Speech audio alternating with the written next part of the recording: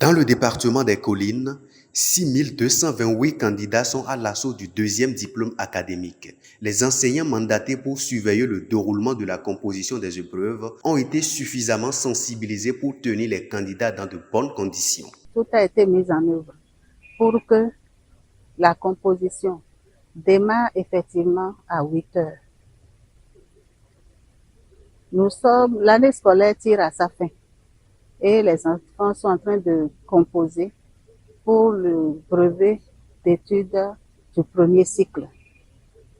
Nous sommes là pour le lancement, nous sommes là pour les accompagner, nous sommes là pour leur dire de se déstresser, de se concentrer et d'aborder les sujets avec beaucoup de concentration et de sérénité.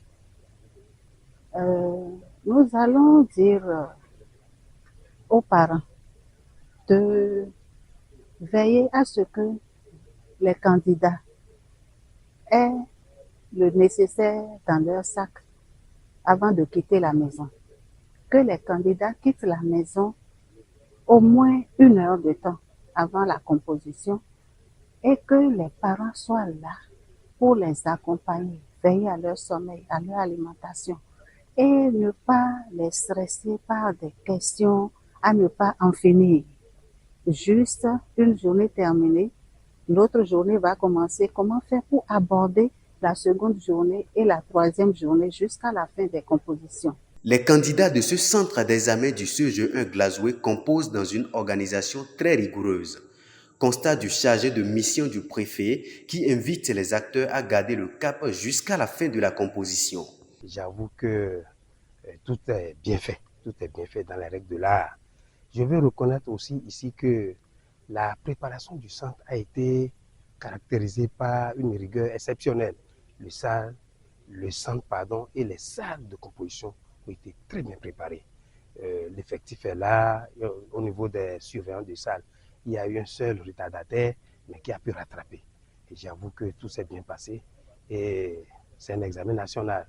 Nous n'avons pas manqué de dire aux candidats que c'est un examen, ce n'est pas un concours, et que c'est l'élève moyen. L'élève moyen est à même de réussir. Donc, ils n'ont qu'à éviter d'être stressés et que les surveillants de salle évitent surtout de stresser les candidats. Parce que les candidats sont déjà stressés, on doit éviter de les stresser davantage. Galvanisés par la directrice départementale des enseignements secondaires et sa suite, les candidats et leurs parents gardent la sérénité et comptent livrer de bonnes copies. Nous sommes là pour accompagner nos enfants et nos candidats pour une réussite parfaite par rapport à l'examen qui est organisé à leur intention.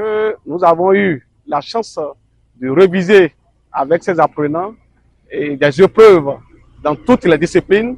Nous avons aussi eu la chance de leur donner des conseils pour qu'ils puissent quand même tirer leur épingle du jeu. J'ai souhaité ce matin accompagner mon enfant, l'amener au centre ici pour l'encourager. Parce que ce n'est pas normal que tu aies un enfant pour que pour la première fois, cet enfant-là va à un examen. On ne peut pas le laisser seul. Allez, donc il faut essayer de l'amener jusqu'au centre pour l'encourager. Je suis venu ici soutenir seulement ma fille, puisqu'elle est candidate, et je suis venu la soutenir. On avait demandé aux parents de vite de préparer les enfants, de mettre les enfants dans les conditions d'examen pour que l'examen soit bien apaisé et soit la bonne réussite de nos enfants. Et quand même, je crois que les parents n'ont pas manqué de faire leur travail. Nous, les enseignants aussi, on a fait notre œuvre pour que l'examen soit bien organisé. Un enfant qui se prépare pour un pareil diplôme, il faut prendre des précautions pour cet enfant. Parce qu'on ne sait jamais.